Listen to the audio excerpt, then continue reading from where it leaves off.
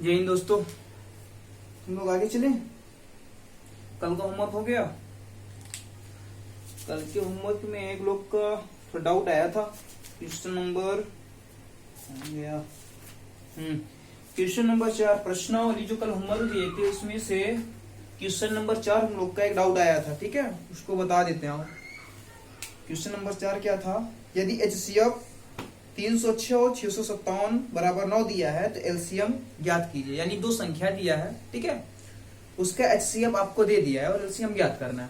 ठीक है, क्वेश्चन क्या है देख लो। ये क्वेश्चन जो है कल होमवर्क था। ठीक है, एक लोग का फंसा हुआ था, देख लो क्या है, इसको हल करवा देते हैं। उसके बाद आगे अपने सिलेबस पे चलते हैं जो आगे पढ़ना है हम लोगों को। क्वेश्चन क्या है? यदि HCF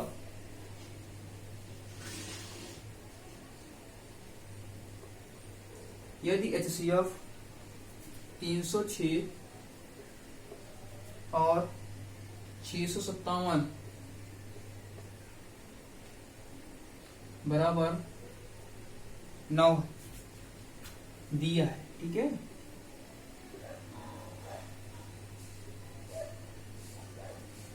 और क्या पूछा है? दिया है एलसीएम ज्ञात करना है आपको। एलसीएम बराबर क्या? ठीक है, अब देखो यहाँ पे अब एलसीएम कैसे याद हो। HCF दिया है और एलसीएम ज्ञात करना है। देखो एक सूत्र बताए थे हम आप लोगों को कि प्रथम संख्या गुणे द्वितीय संख्या बराबर HCF इंटू एलसीएम। ये था हम लोग का एक सूत्र था ना, इसी से हम लोग इसको ज्ञात करेंगे।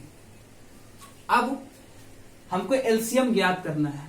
एलसीएम ज्ञात करना, अगर हमको HCF पता चल जाए, द्वितीय संख्या पता चल जाए और प्रथम संख्या पता चल जाए तो हम एलसीएम ज्ञात कर सकते हैं। तो हमारा प्रथम संख्या क्या है, द्वितीय संख्या क्या है, HCF क्या है। देखो सब कुछ दिया है, तीनों की तीनों चीज क्वेश्चन में दिया है। प्रथम संख्या हमारा 306 है। प्रथम संख्या क्या दिया है? 306। और द्वितीय संख्या क्या दिया है? 657। ठीक है, और मुझे 306 और 657 के HCF भी दिया है। HCF क्या दिया है? 9। ठीक है, इतना कुछ दिया है।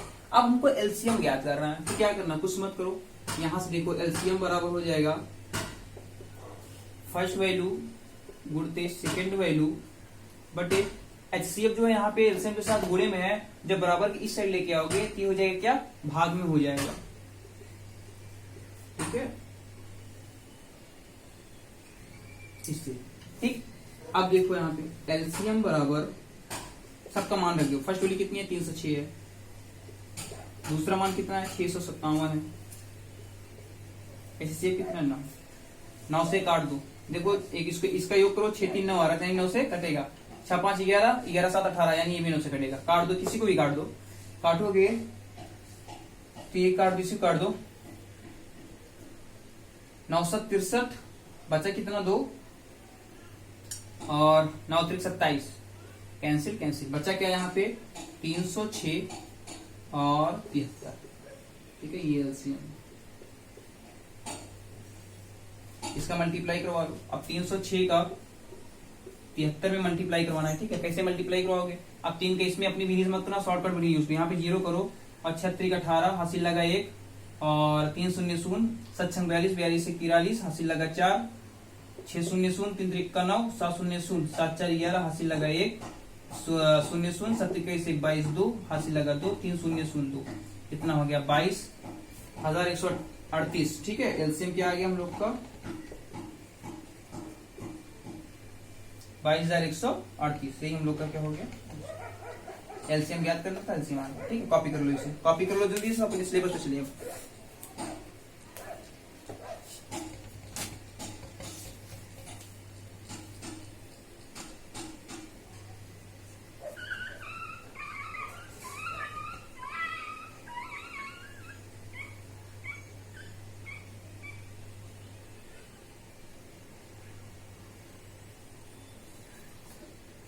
ठीक हो गया। अब चलो आगे चलते हैं, इसे रफ कर दे रहे हैं।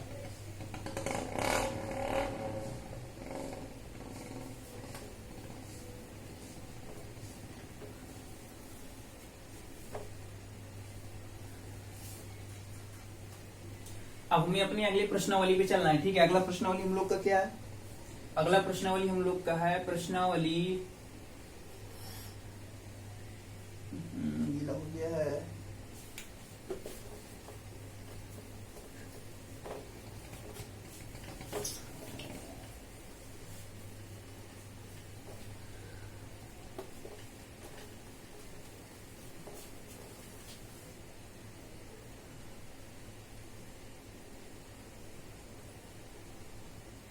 देखो प्रश्नावली पे चलना है 1C पे। 1B कंप्लीट हो गया ना, अब 1C चलना है।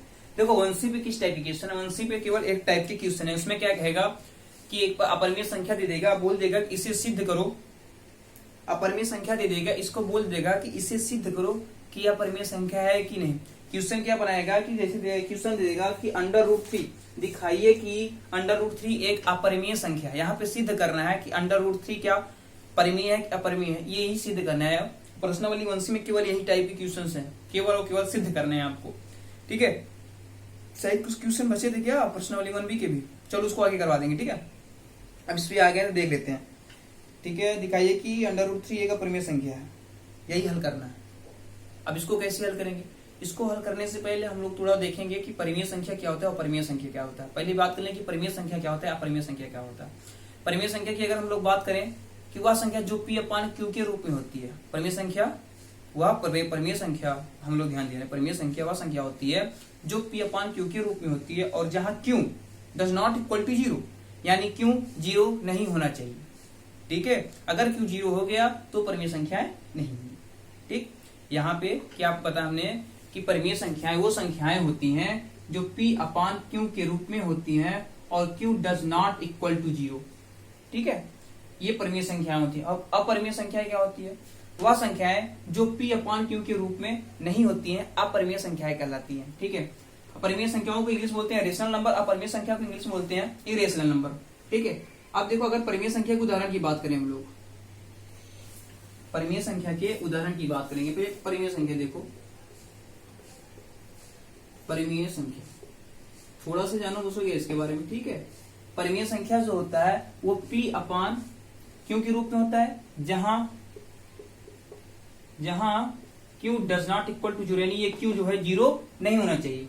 उदाहरण में अगर हम लोग बात करें, जैसे हो जाएगा 1 2 3 4, ठीक है, 5 डैश डैश डैश ऐसे। ठीक है, अब अपरिमेय की बात करें,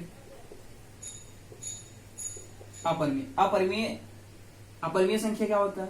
वह संख्या जो P/Q के रूप में नहीं होती है, वह संख्या जो P/Q के रूप में नहीं होती है अपरिमेय संख्या कहलाती है। तो भाई इसमें कौन कौन सी संख्या आएगी?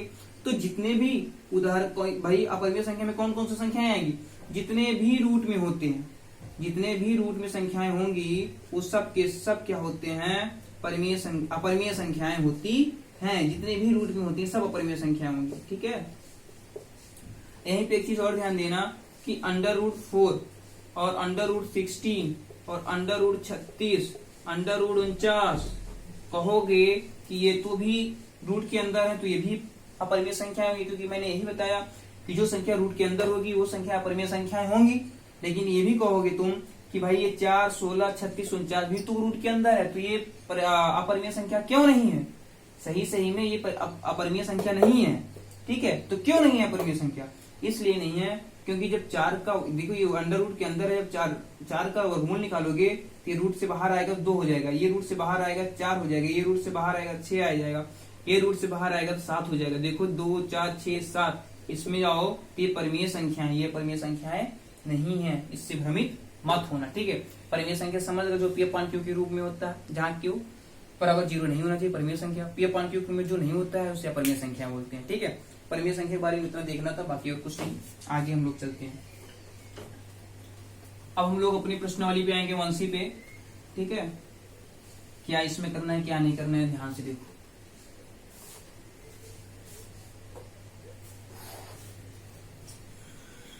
कपड़ा ज्यादा गीला कर लिया लगता है हमको, इसी वजह से थोड़ा पानी इस पे पड़ जा रहा है, तो लिखते नहीं बन रहा। ठीक है, देखो 1C में सिर्फ 1 टाइप के क्वेश्चन है। ठीक है, हम 2 क्वेश्चन बताएंगे इसमें, उसके बाद से अपने से हल करना।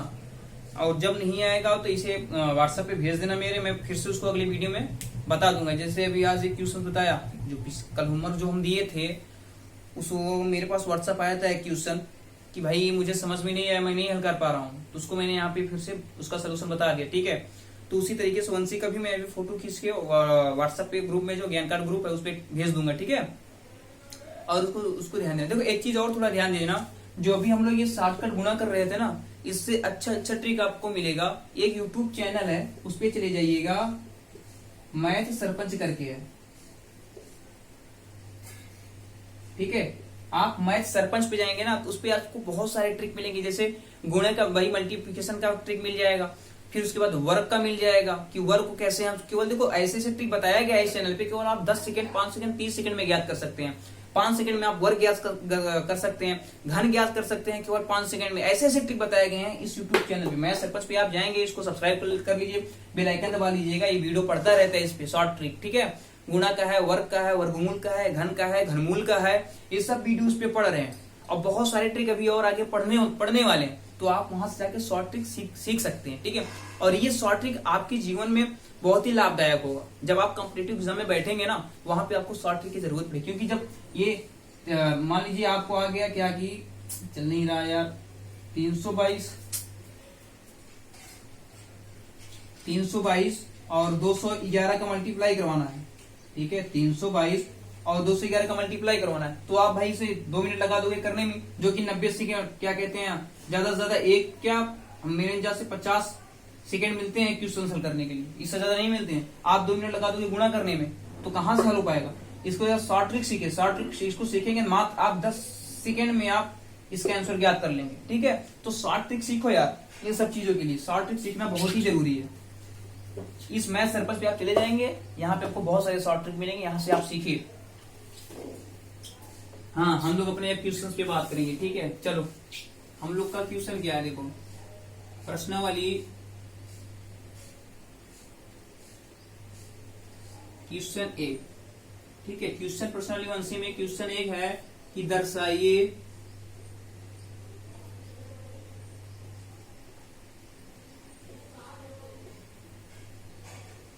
दिखाइए कि √5 एक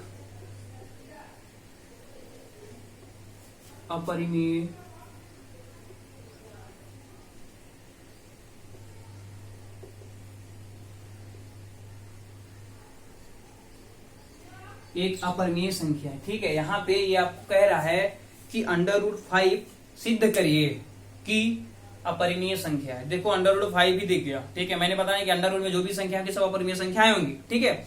जब ये अंडर रूट में दिख गया तो तुमको लगे था परिमेय संख्या है, भाई तुम तो जान रहे हो, लेकिन एग्जामिनर क्या बोल रहा है कि भाई इसे सिद्ध करके हमको दिखाओ कि ये अपरिमेय संख्याएं हैं कि नहीं है, ठीक है।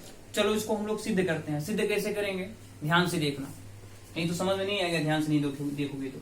सबसे पहले क्या करो, जब ये परिमेय संख्याएं बोलते हैं तो हम इसके विपरीत लेके चलेंगे, ठीक है। यहाँ पे हल लिखो, उसके बाद इसके हम लोग विपरीत मानते हैं। मान लो √5 एक परिमेय संख्या, हम लोग इसके विपरीत चलेंगे। माना, यहाँ पे लिखा मैंने, माना √5 एक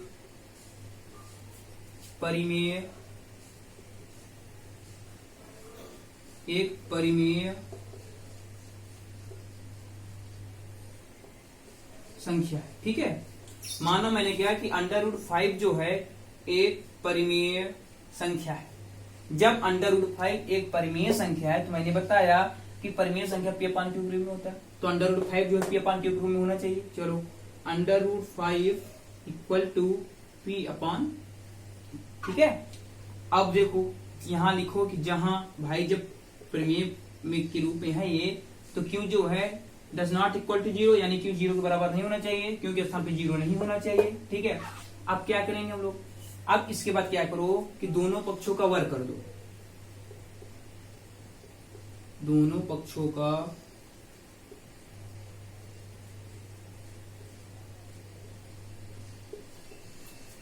वर्ग, दोनों पक्षों का वर्ग करेंगे। जब दोनों पक्षों का वर्ग करोगे तो क्या हो जाएगा, ये √5 का स्क्वायर बराबर p/q का स्क्वायर, ये देखो, अब ये √5 है। जब अंडर रूट में कोई भी संख्या होती है, जब उसका वर्ग करोगे ना, जब उसका वर्ग करोगे तो वही संख्या आती है। यानी मतलब कि √5 का जब वर्ग करोगे तो तुम्हें 5 ही मिलेगा। अब p का स्क्वायर करोगे p², q² हो गया, ठीक है। यहाँ हो जाएगा ये 5q² बराबर p², समीकरण नंबर 1। अब यहां से एक चीज सीखना है, क्या जानते हो क्या? ये जो p² है ना, p² जो है ये 5 से विभाज्य है, ठीक है, 5 से विभाज्य। यहाँ पे लिखो कि p²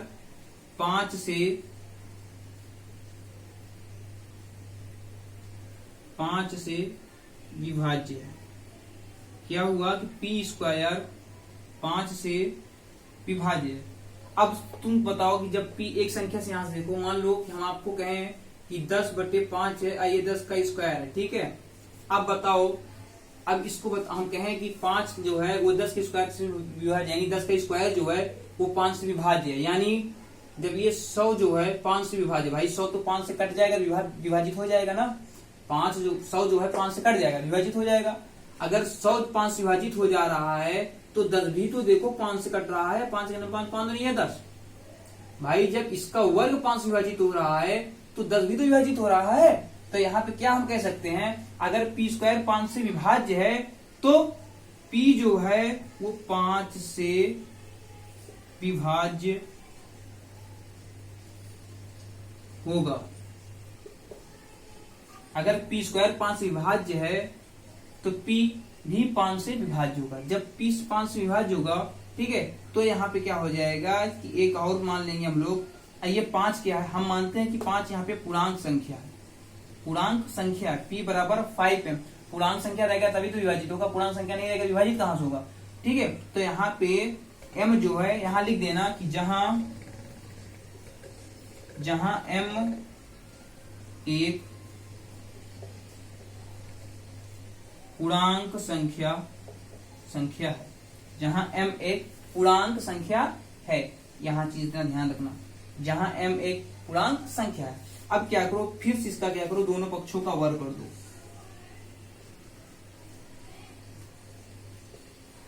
दोनों पक्षों का वर्ग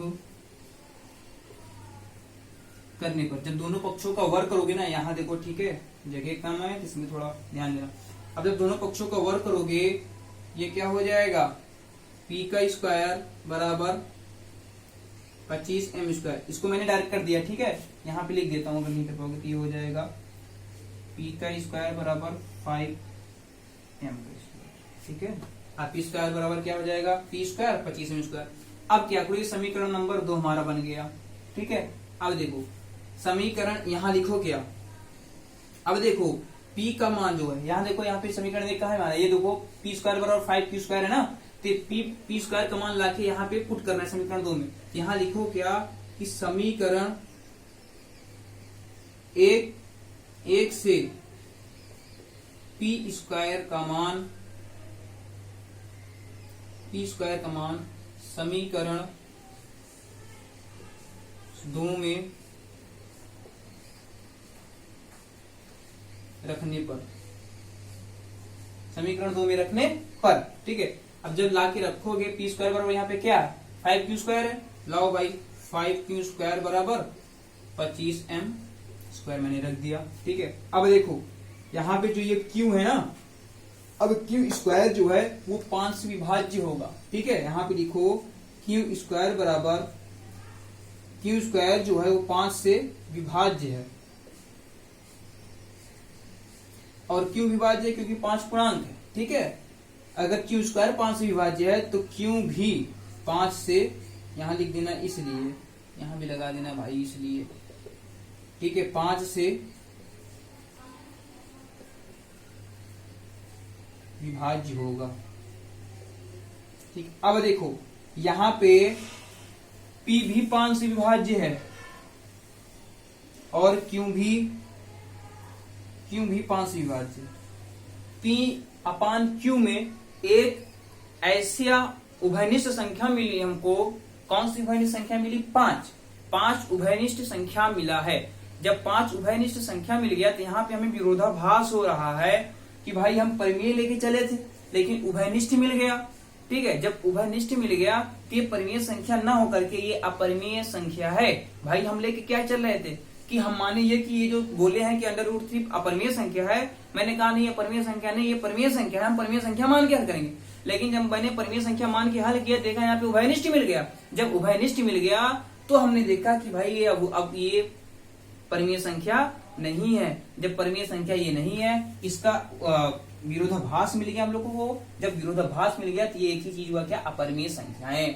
ठीक है, इतना नोट कर लो। उसके बाद 2 लाइन थोड़ा कुछ लिखना है, उसको लिखवा देते हैं, उसके बाद आगे क्वेश्चन पढ़ते हैं। ठीक है, जो ना समझ में आएगा उसको व्हाट्सअप कर देना, मैं फिर समझा दूंगा। नहीं समझ में आएगा ये चीज तो फिर से मैं समझा दूंगा। देखो ये सिद्ध करने वाली चीज है, इसमें कुछ होता है कि नहीं समझ पाते हैं कुछ लोग। ठीक है, तो सिद्ध करने वाली जो भी चीज होती है इसमें बहुत कुछ होता है, जानने लायक भी नहीं होता, ये कैसे हो गया, वो कैसे हो गया। तो सिद्ध करने वाला जो होता है उसको मान लिया जाता है, ये ऐसा चीज है, ये है, ये है, ये वो है, इसको ये मान के हल करते हैं सिद्ध करने वाला जो होता है। ठीक है, ये कोई गुणा भाग और जोड़ घटाना नहीं है कि चलो ये बताओ इसमें से घटा दो कि ये आ जाएगा। ऊपर वाला मिटा दें, हो गया होगा। चलो ऊपर वाला मिटा देते हैं। ठीक है,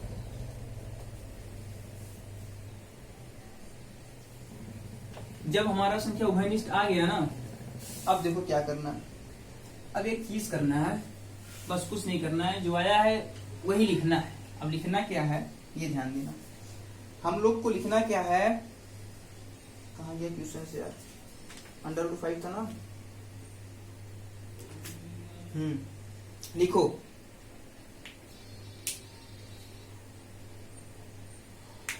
क्या हुआ, जब उभयनिष्ठ आ गया तो यहाँ पे लिखना क्या, अतः P और Q में, यहाँ लिखना, यार कपड़ा ज्यादा गीला हो गया है आज।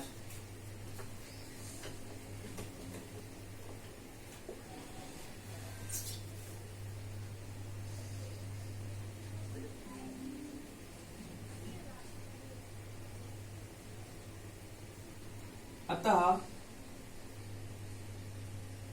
P और Q में, अतः P और Q में एक के अतिरिक्त कोई उभयनिष्ठ गुणनखंड हो। ठीक है, अतः A और B में कम से कम एक उभयनिष्ठ गुणनखंड 3 है क्या, नहीं कितना मिला है, 5 है। हाँ, P और Q में कम से कम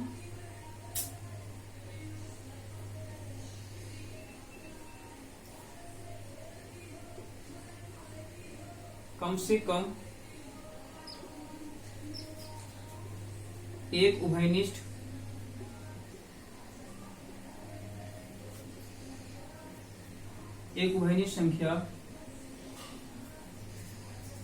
संख्या 5। ठीक है, 5 है, परंतु इससे इस तथ्य का विरोधाभास, वही जब उभयनिष्ठ 5 मिल गया तो हमको पता चलेगा कि विरोधाभास है। परंतु यहां लिखो, परंतु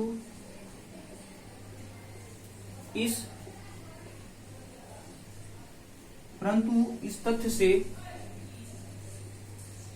हमें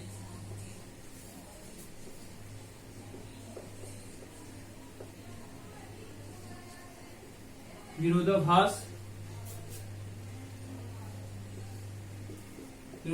हुआ। ठीक है, अतः फिर लिखो यहाँ पे, अतः √5 एक अपरिमेय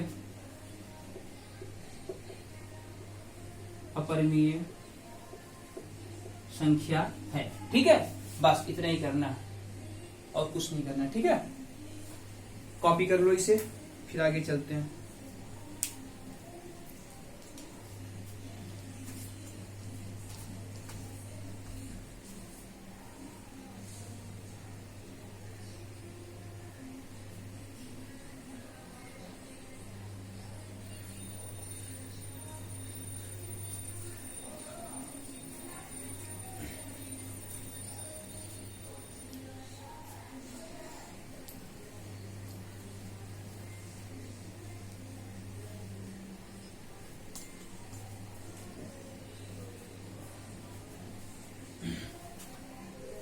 हो गया ये।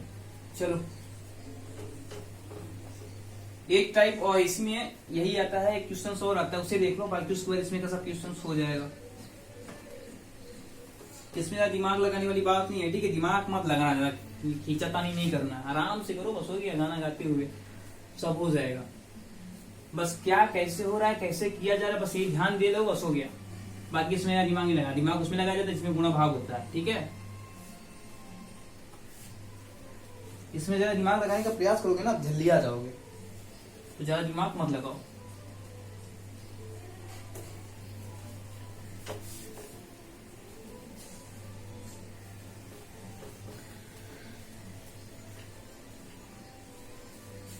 अगला क्वेश्चन देखो। अगला क्वेश्चन क्या है,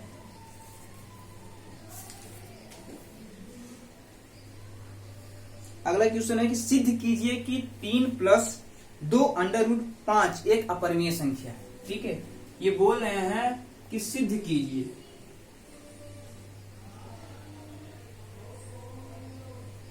सिद्ध कीजिए कि 3 + 2 √ 5 एक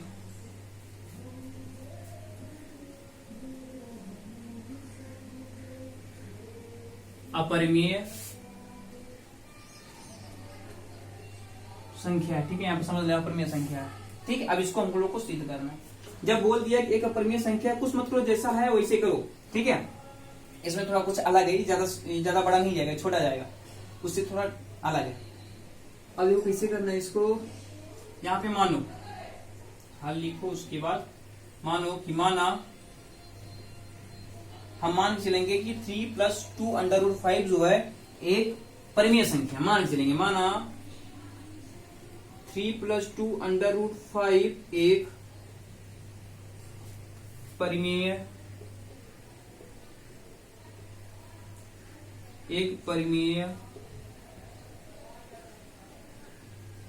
संख्या है, ठीक है। एक परिमेय संख्या, जब परिमेय संख्या है तो क्या हम 3 + 2 √ 5 जो है ये p/3 के बराबर होना चाहिए भाई। जब ये 3 + 2 √ 5 जब परिमेय संख्या है तो p/3 के रूप में होना चाहिए, जहां q नॉट इक्वल टू 0, यानी q 0 के बराबर नहीं होना चाहिए, ठीक है। अब क्या करो, जब 3 + 2 √ 5 के वन q हो गया, अब देखो, अब इस 3 को उस साइड लेके जाओ, 3 को उस साइड जब लेके जाओगे 2 √ 5 इक्वल टू p/q, उस साइड लेके जाओगे, प्लस में है तो माइनस में हो जाएगा, -3 हो जाएगा, ठीक है। अब देखो, अब इसे लिखो क्या, 2 √ 5 इक्वल टू p/q, और नहीं, क्योंकि इसमें मल्टीप्लाई करवा दो, ठीक है। ये हो जाएगा -3q और पूरे का बटा q, ठीक है। अब देखो, अब इस 2 को इस साइड लेके आओ, √5 बराबर p - 3q/2q, ठीक है। एक चीज यहीं पे और लिख लो, यहीं ब्रैकेट में लिख लेना, जहां p और q पूर्णांक संख्या है, जहां p और q पूर्णांक, ठीक है, p और q पूर्णांक संख्या है। अब देखो, जब p और q पूर्णांक संख्या है तो ये p - 3q और /2q भी एक पूर्णांक संख्या होगा। और अब हमको क्या मिला कि जब p - 3q/2q जब पूर्णांक संख्या होगा, और यहीं से हमें विरोधाभास मिल गया कि ये √5 परिमेय संख्या न होकर के ये अपरिमेय संख्या है, ठीक है भाई। p - 3q/2q जो है ये पूर्णांक संख्या हो गया। जब पूर्णांक संख्या हो गया तो परिमेय संख्या कहाँ हुई, अपरिमेय। जब यहीं से हमको विरोधाभास मिला कि भाई √5 जो है परिमेय न करके अपरिमेय है, ठीक है। तो यहां पे लिख देना, अतः p और q एक पूर्णांक संख्या है, ठीक है। p और q एक पूर्णांक संख्या है, इसलिए √5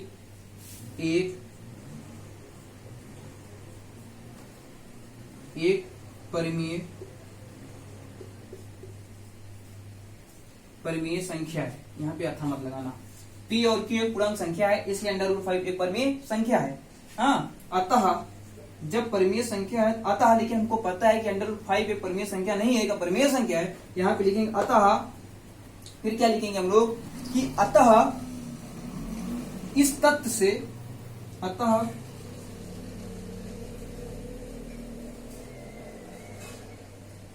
इस तथ्य से हमें विरोधाभास हुआ,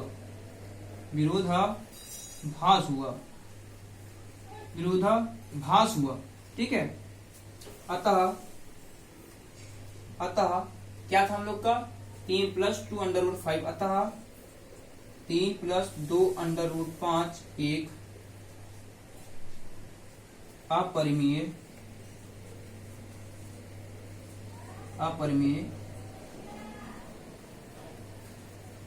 संख्या, ठीक है। बस यही 2 टाइप है। इस तरीके से जितने क्वेश्चन है आपके 1+C में सब कर लेना, इसे कॉपी कर लो। अब आगे हम लोग चलेंगे प्रश्नावली 1D पे, ठीक है। कल हम लोग का 1D चलेगा। 1C में ये जो 2 सिद्ध करने वाला बताएं, इसमें दिमाग मत लगाना, ठीक है। दिमाग लगाने की कोई चीज नहीं है, ये देख लो बस हो गया कैसे सिद्ध किया गया। इसी तरीके से सब क्वेश्चन सिद्ध करने हैं, कुछ भी आ जाएगा। जो नहीं सिद्ध कर पाना, जो कुछ भी नहीं कर पाना, व्हाट्सअप कर देना, मैं फिर से बताने का प्रयास करूंगा, समझाने का प्रयास करूंगा। अब इसके बाद हम लोग को प्रश्नावली 1D में चलना है। अब 1D में क्या क्या है हम लोगों को, 1D में हम लोगों को कुछ नहीं याद करना है। 1D में है कि दशमलव प्रसार शांत है या अशांत है, यही सब बताना है भाई। क्वेश्चन रहेगा, बताना है कि दशमलव शांत है कि अशांत है, परिमेय संख्याएं पहचानी, अपरिमेय संख्या। जो हम लोग पीछे पढ़ चुके हैं 1D और 1E में केवल वही है, जो हम लोग पीछे पढ़ चुके हैं केवल वही है। 1D में भी वही है और 1E में भी वही है। भाई इसमें बोल रहा है कि परिमेय संख्याओं के दशमलव प्रसार शांत है या अशांत है, ये बताओ। फिर पूछ रहा है कि भाई निम्न संख्याओं में बताओ कौन परिमेय है कौन अपरिमेय है। और क्या है पूछ रहा है, बस वही चीज है, बताया ना, दशमलव प्रसार है, बस और कुछ नहीं है, बाकी कुछ नहीं है। 2 दिन में ये चैप्टर खत्म हो जाएगा।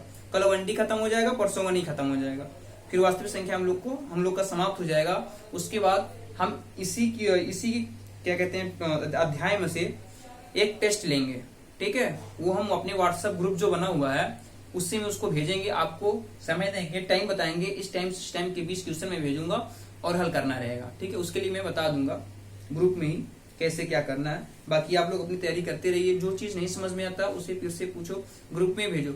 अगर देखो प्रश्नावली 1A का भी तुम्हें क्वेश्चन नहीं आ रहा है, कोई चीज नहीं आ रहा, तो वो भी व्हाट्सएप करके भेज दो कि हमको ये चीज नहीं आ रहा, तो वो भी हम बता देंगे, ठीक है। जब तक चैप्टर हम लोग का खत्म नहीं होगा तब तक अगर उस चैप्टर से आप कुछ भी पूछते हैं जो मैं पढ़ा चुका हूँ, जो मैं नहीं पढ़ाया उसको नहीं पूछते, जो मैं पढ़ा चुका हूँ अगर उसमें से कुछ पूछते हैं तो हम बता देंगे।